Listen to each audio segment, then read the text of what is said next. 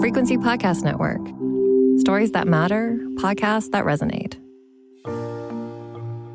So is it banned or not banned? The United States government passed a law banning the popular social media app TikTok. It went into force over the weekend and the app disappeared. But as of Monday, it was back up and running for American users after Donald Trump signed an executive order to stop the Justice Department from enforcing the ban. That was an about-face for Mr. Trump, who once supported barring the Chinese-owned platform for American users.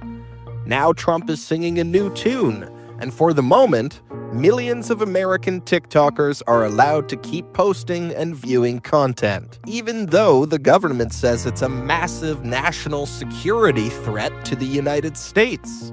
So what's Trump up to? And what's going to happen to TikTok? I'm David Smith. Today on The Big Story, we're getting answers about the TikTok ban.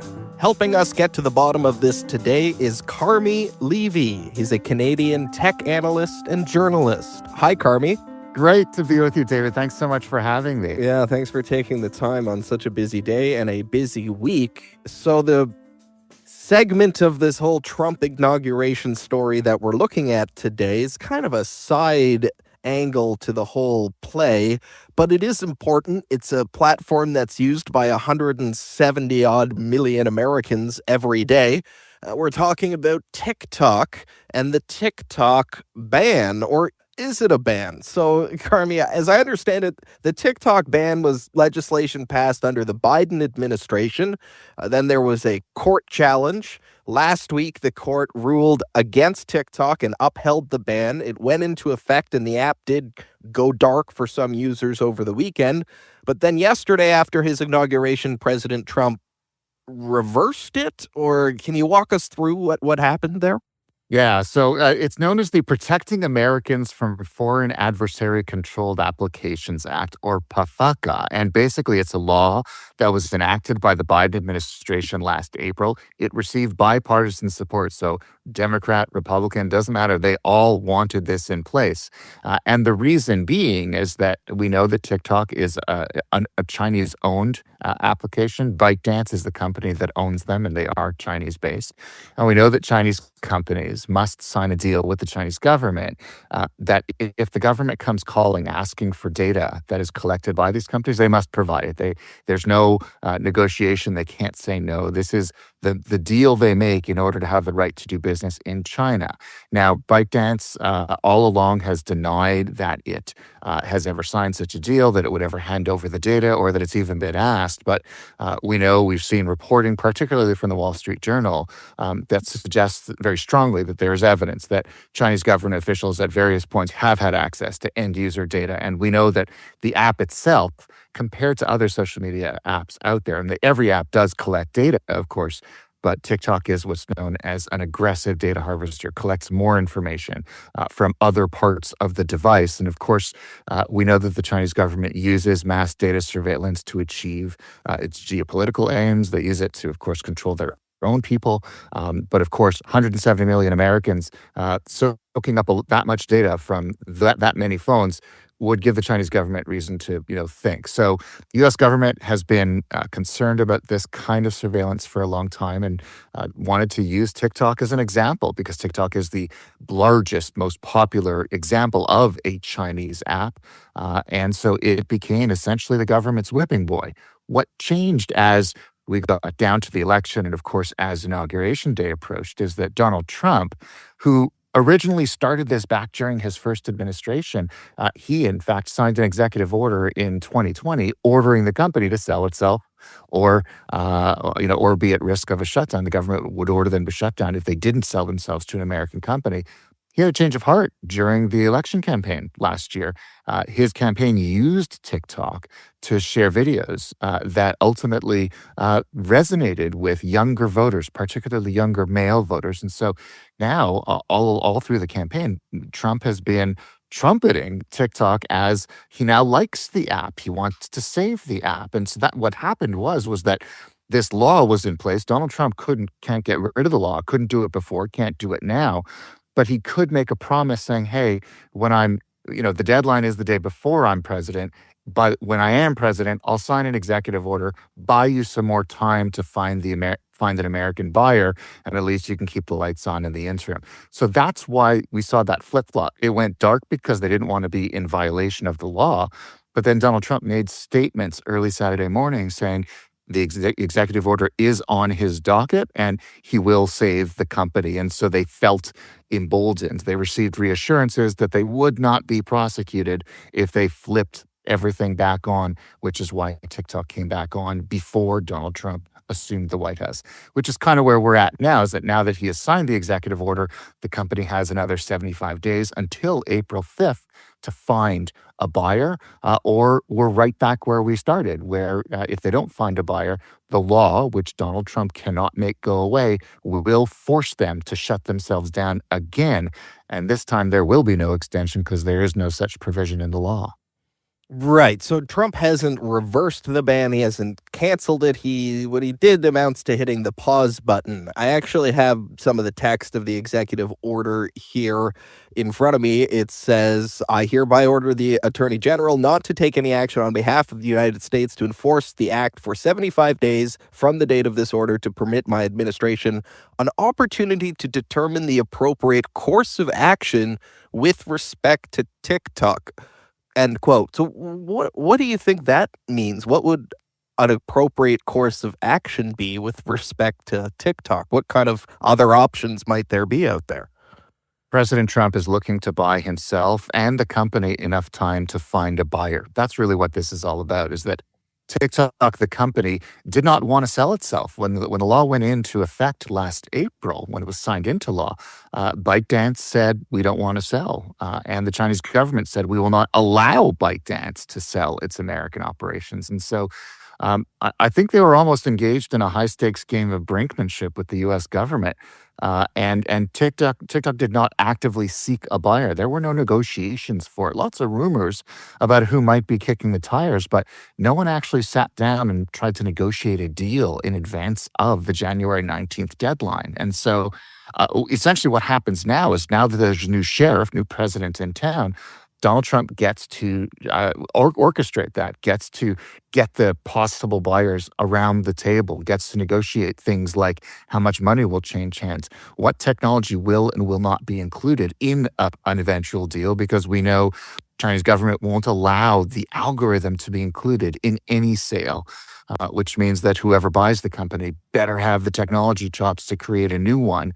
And even then, it probably won't be the same as the one that we use today. So there are lots of moving parts here. It's a very complex negotiation. They now have 74 days to broker that. And of course, Donald Trump, it gives him an opportunity to score a pretty big high-profile win for himself in the early days of his administration. That ultimately is what this has always been about for Mr. Trump, is that it allows him to swoop in and be seen as the hero, and orchestrate something that allows TikTok to keep the lights on beyond this 75-day deadline. Okay. On the why of it all, the Biden administration, nonpartisan support, there are concerns in the U.S. government about national security, about data security, about political interference, election interference. What is the relationship between ByteDance, which is the company that owns TikTok, and the Chinese state? You mentioned the algorithm. I did want to ask you about that. I've read that is it the Chinese state that says that algorithm can't be sold, or is it ByteDance that's refusing to sell it? What's the relationship between the company and the regime in China?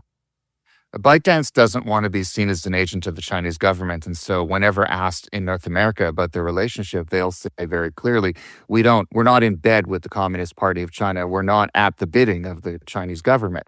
Whereas the Chinese government, of course, has a very different perspective, makes it very clear. They're a Chinese company. These are the terms that all Chinese companies must adhere to. So hard to really tell, because this isn't like in the US or in Canada where corporate structure, corporate relationships, who's involved, where the money flows.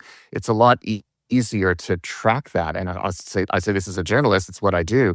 You can very easily find that information. In many cases, it's a matter of public record.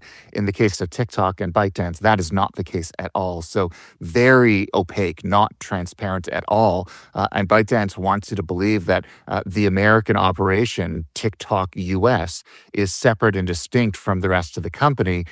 Yet it's pretty clear that there are, background connections right back to China and right back to the Chinese government. So it's difficult to tell. And the fact that this is China means that there will be national security concerns. This isn't an American app where the data gets stored on an American server and then used just to serve up ads that we may or may not want, asking us to buy things that we probably can't afford and don't need. This is China, and they can and will use data against us to interfere with an election, to gain economic advantage, to gain political advantage. This is China's game, and frankly, they're terrifyingly good at it. And they've been doing it for years. And so, TikTok as an agent of the Chinese government, it's a well-known threat. National security analyses, both in the U.S. and in Canada, have put that threat into very stark relief, make it very clear how that apparatus works. And the fact is, where there's smoke, there's fire. And if you are at all concerned about foreign governments using consumer data, seemingly innocuous consumer data, to do their bidding, look no further than China, because they established the template for other countries to follow.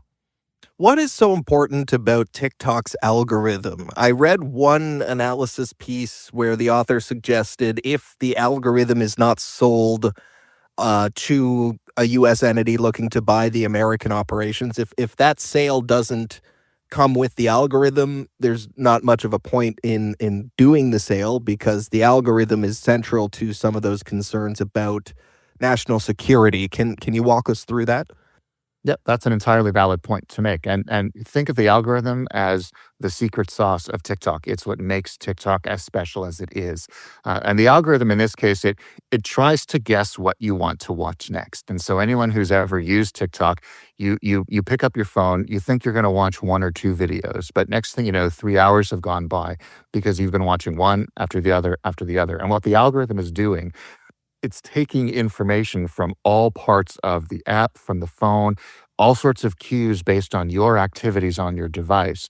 And it's trying to figure out, what do you want to watch next? And so it has supernaturally capable insight into what makes you tick. What do you want to see? Now, if you think about that, it's easy to dismiss it. Oh, who cares? It's just about watching videos. But if you think about that, that's incredible insight into the mind of whoever's using that phone. Now, multiply that by 170 million and think about how that information, that giant pile of data, assembled by an algorithm, can be used in ways against us. And so we think it's trivial, but in reality, collectively, it gives governments great insight into how the American people think.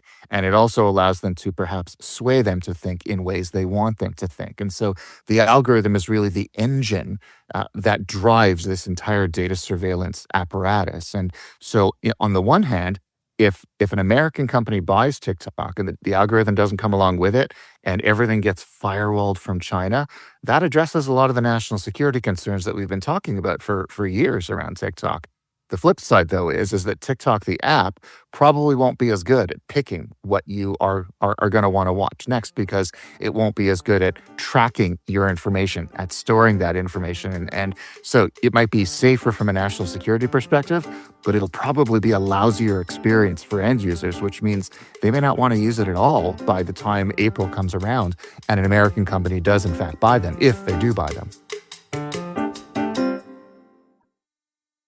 And I think we should mention some of the stakes for people who use this app. As I understand it, and correct me if I'm wrong, please, users in Canada, regardless of how big their following is on TikTok, they don't make a tremendous amount of money from the app directly in Canada. But in America, they have something called a creator fund, where they essentially, the app TikTok will pay users for the number of views that they can generate, and then they also partner with private companies to do brand endorsements and that sort of thing. And they can make millions of dollars in some cases. It's quite lucrative, and there are many people who rely on posting on TikTok for their livelihood.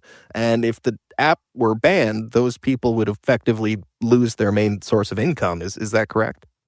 That's very correct. So many they're digital influencers or content creators, largely in the U.S. For many of them, that is their career, and some of them are making 6, 7, and more figure salaries based on having a lot of followers and cranking out a lot of content that those followers want to see.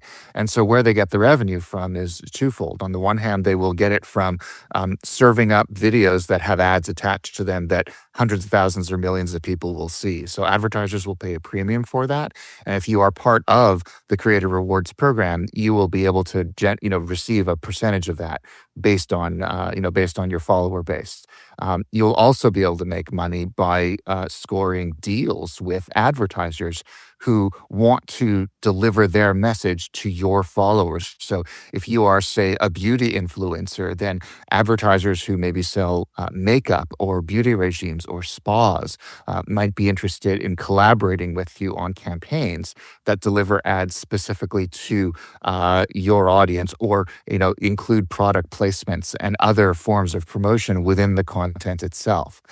Here in Canada, it's a somewhat different story because the Creator Rewards program isn't available in the same form in Canada. So generating revenue directly off of ads in Canada, not quite as straightforward as it is in the US. We do, however, have offices in Toronto and Vancouver, and they do work with influencers in Canada. And they have something called the Creator Fund program, which if you have 50,000 followers or more, TikTok's employees in Canada are able to work with you to arrange collaborations. And so money is being made in Canada, maybe not as much as it is in the US, but it is still a significant economy here. And there are still people for whom, north of the border, TikTok is their way of life, their career. And even if you're not an influencer or a content creator, you might be a business. And in Canada, there are hundreds of thousands of small businesses that use the platform as a means of reaching their audience, advertising their products and services. And in many ways, TikTok is an e-commerce platform. And because the Canadian economy is so influenced or so skewed toward the small to mid-size space, TikTok has emerged as a really efficient tool for them. And so if anything happens to TikTok in the US, even though the law only applies there, if the American audience is somehow compromised, if they're not engaged with the technology as much, or if it goes dark, or if something else happens, that directly affects Canadians who are trying to sell into the American market or collaborate with players south of the border. So it affects us regardless. These are global applications, and there will be global impact no matter what happens in the U.S. Yeah, a lot of stakes outlined there for an awful lot of people, and it's not just the executives at the top level or the Chinese ownership benefiting from this. It is part of the economy, whether we like it or not. What is the Canadian government saying about TikTok, Carmi? Is our government looking at some kind of action like the U.S. has taken?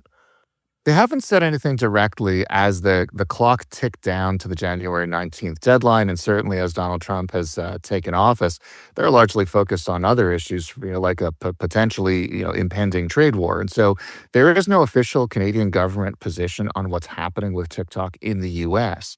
But that doesn't mean changes aren't afoot here, because we know the Canadian government late last year ordered TikTok to shut down those offices in Toronto and Vancouver. They said Canada had engaged in a national security review, and the results of that national security review compelled them to order those offices to be shut down, even though the app itself will continue to be available in Canada.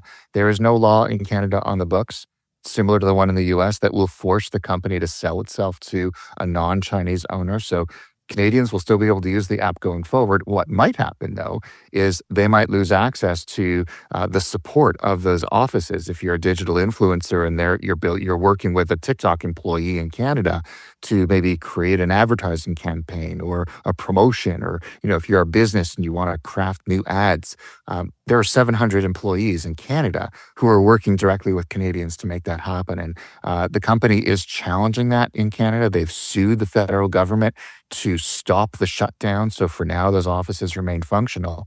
But it is possible that Canadian TikTokers could lose local support if ultimately TikTok Canada loses the battle. So it's a different kind of battle here. We're not at risk of losing the app, but we are at risk of losing local support for the app, which is ironic considering that Canada has long complained to big tech companies. You come into Canada, you set up shop, you make the app available, but you don't invest in the community. Well, TikTok invested in 2 cities and hired hundreds of Canadians to do these jobs. And now the federal government is telling them to go away. So which one is it? It seems, somewhat two-sided for the way the Canadian government is proceeding, especially because it's not the offices that present a national security concern. It's the app. And you're getting rid of one, not the other. It makes no sense. So what should Canadian users, listeners to the podcast who have stakes in this, are just curious, just wondering what's going to happen to one of their favorite social media apps, perhaps, what should we know about what's going to happen next? What will you be watching for on this file, for example, in the next 75 days until this executive order expires? Well, if I'm a Canadian influencer and I'm generating either a lot of revenue or a lot of awareness and career support from TikTok, I'm going to be keeping my eye on what happens in the US, because I want to know if when we get to April 5th, if the app is going to survive or not in the US, because that is going to have an impact that washes over the border, whether I like it or not. And so I would keep an eye on the news cycle to see what happens. I would also start quietly preparing for a potential shutdown. In other words, what is the worst case scenario that if they don't find a buyer by April, that can happen? They might shut down in the US, which of course would have a significant impact in Canada. And so if you're making money off of this platform, you want to put your eggs in more than one basket. If all you're doing is TikTok, you might want to start looking at other platforms. Look at YouTube and Instagram and others and ask yourself, should I be cross-posting to those platforms? Should I be actively messaging my followers to let them know where else I can be found in case TikTok has a problem in a few months? And I think it's a good lesson no matter what happens with this particular case. If social media is your career, you should be not putting, holding your breath and using just one app. In other words, spread the risk, use more than one platform so that as the rules and situations and context of one platform change, you can simply move your activity over to another. It's a good risk mitigation strategy, and it means that you're prepared no matter what happens to your platform of choice. And social media platforms rise and fall over time as well. So TikTok may very well be the most popular now, but a few years from now, that may not be the case. And so if you're not sort of always riding the wave of who's most popular, who's most relevant to you now, you might find yourself on the wrong platform at the wrong time. You got to keep your eyes open and see what's happening outside of what's happening in your feed. It's true. I don't have nearly as many friends on MySpace these days as I used to. And that's a great example because MySpace was once the dominant social media platform in the early days of social media. And it was a very significant force, particularly in the music industry. A lot of independent artists used their MySpace pages to market themselves to great effect. And then, of course, what happened was MySpace faded as platforms like Facebook and then later Instagram rose to power. If you held on to MySpace to the exclusion of everything else, you were essentially no longer part of the conversation. The same thing could happen to TikTok, and you'll want to apply those lessons from the past into the future. Carmi Levy, thank you so much for your time today explaining all of this to us. Really appreciate it. If the listeners want to check out some more of your work and follow along with you as we watch this whole situation, where can they find you? They can find me on social media, including TikTok. And my address across all of them is at Carmi Levy. It's CarmiLevy. Thank you again for your time today. Really appreciate it. Thanks so much, David. Again, that is Carmi Levy. He is a tech analyst and a journalist based in London, Ontario. We thank him for his time today. And that was The Big Story. You can send us feedback on this episode or any other episode, hello@thebigstorypodcast.ca, or leave us a voicemail, 416-935-5935. We love hearing from you. You can find the show on the Seeker app or on any of your other favorite podcast platforms. Please remember to rate, review, follow, and share. I'm David Smith. Until next time, thank you for listening.